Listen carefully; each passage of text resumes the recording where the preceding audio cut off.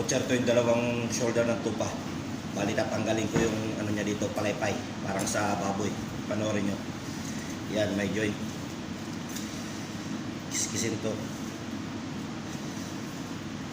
Yan.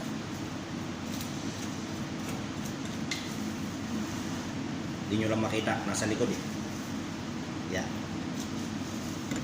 Baliin to. Yan. Kitang-kita na yung palaypay niya. Punutin, yan o. Kinis, di ba? Ganyan lang yan. Pang isa, tanggalin natin yung medyo taba. Yan, ganun pa rin ang proseso niya.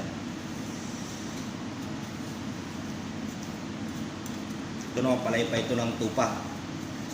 Kung dyan sa Pinas, baboy. Papaliin dito. Yan. Sugatan dito sa may likod niya. Tapos bunutin lang. Yan o. Kinis. Okay, ganun lang yan mga kabutcher.